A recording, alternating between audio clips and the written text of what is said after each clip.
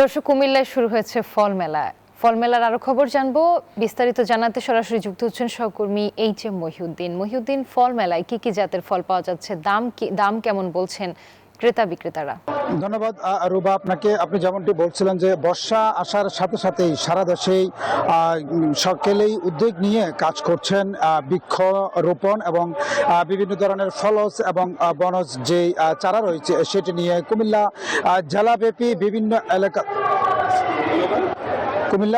বিভিন্ন এলাকাতে যে সাধারণ মানুষ যেভাবে কাজ করছে এবং বৃক্ষপ্রেমীরা রয়েছেন, আমরা যদি একটু দেখাই কুমিল্লা টাউন হল মাঠে এ ধরনের বৃক্ষ মেলা এবং বিভিন্ন ধরনের ঔষধি গাছ সহ ফলজ বনজ এবং বিভিন্ন ঔষধি গাছ আর চাহিদা বেশি রয়েছে। কুমিল্লা জেলা প্রশাসন এবং কুমিল্লা বন বিভাগ সেটি উদ্যোগ নিয়ে 7 দিন ব্যাপী এই মেলার আয়োজন করেছেন। বিশেষ করে এই কুমিল্লার বিভিন্ন বৃক্ষপ্রেমী এবং যারা ছাদ বাগান করে থাকেন, আসলে তারা বিভিন্ন ধরনের ফলজ বনজ এবং বিভিন্ন ধরনের ফুলের আগ্রহী হয়ে থাকেন। তারা কিন্তু বিশেষ করে এই ফুলের যে চাহিদা রয়েছে এবং বৃক্ষরোপণের যে তাদের যে কার্যক্রম সেটি নিয়ে তারা এখান থেকে স্বতঃস্ফূর্তভাবে এখান থেকে তারা কিনছেন।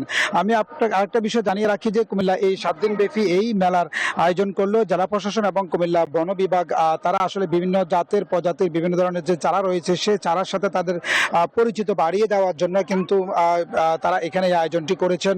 এবং এখানে যে কন্ট্রোল রুমটি রয়েছেন কুমিল্লা বন বিভাগের উদ্যোগে, সেই বন বিভাগের তারা যে বিভিন্ন ধরনের ফ্লোর সাজিয়েছেন, সেই ফ্লোরগুলোর মধ্যে এই একদিকে ফলজ গাছ ঔষধি গাছ, আরেকদিকে বনজি গাছ এবং ফুলের বাগান সহ যারা ছাদের বিভিন্ন ধরনের আগ্রহী তারা আছেন, তাদেরকে বিশেষ করে কিভাবে পরিচর্যা করতে হয় সেই বিষয়গুলো নিয়ে তারা খুব আগ্রহী করছে। তবে আমি আরেকটা বিষয় জানিয়ে রাখি যে এই কুমিল্লার এই বৃক্ষ মেলার যে কার্যক্রম রয়েছে সেটি 7 দিন ব্যাপী উদ্বোধন করিয়েছেন কুমিল্লা বাংলাদেশ কৃষি মন্ত্রণালয়ের কৃষিমন্ত্রী আমিনুর রশিদ ইয়াসিন।